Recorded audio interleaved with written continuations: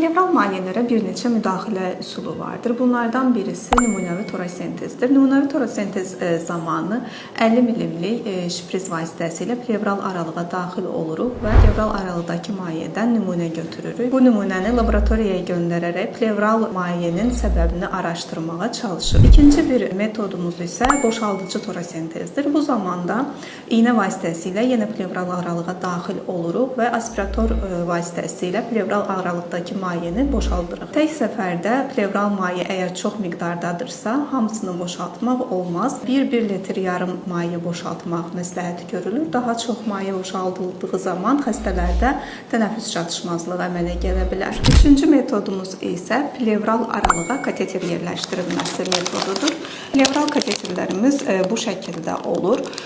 Bu daha çox plevral aralıqdakı mayeni boşaltdıqdan sonra təkrarlayan plevral mayesi olan xəstələrdə tətbiq olunur və bu kateter plevral aralığa yerləşdirilərək daimi olaraq plevral mayenin boşaldılmasını təmin eləyir. Bu üç metoddan hansının seçiləcəyinə həkim xəstəni müayinə etdiyi zaman qərar verməlidir.